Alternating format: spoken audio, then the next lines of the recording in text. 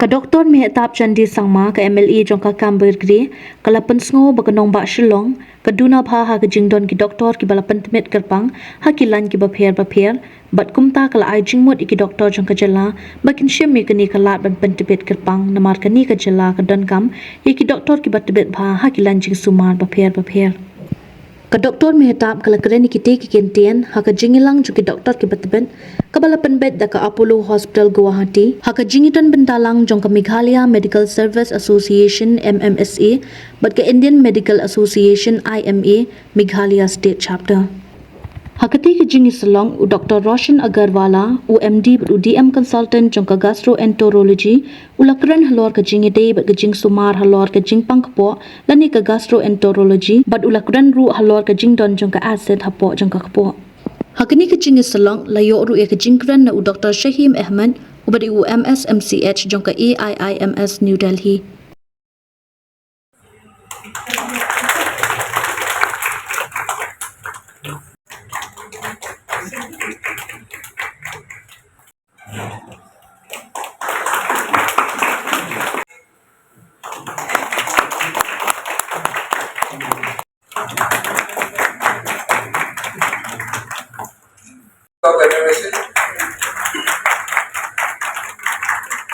So those things also I'll be highlighting.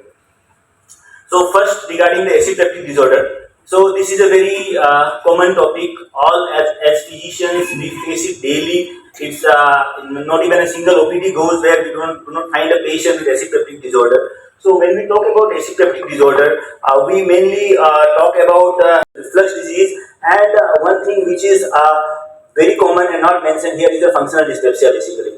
So it is a thing which is an overlap between which encompasses the same symptoms, like most of the symptoms of acid peptic disorders are like pain in the upper abdomen, epigastric pain, burping, burning sensation in the abdomen, bloating and all these things. So I will not go in detail about this symptomatology and all. So when we talk about gastroesophageal reflux disease, we know that there is an acid in the stomach which comes out and it regurgitates into the esophagus, and there is some burning sensation and pain in the epigastrium and in the chest. That is because of the acid exposure, as the esophagus is not meant to tolerate acid.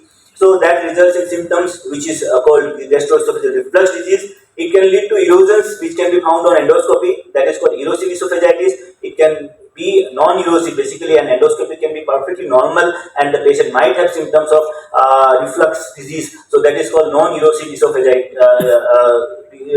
disease. So non-erosive reflux disease is the most common, accounting for 60 to 70% of all the reflux disease.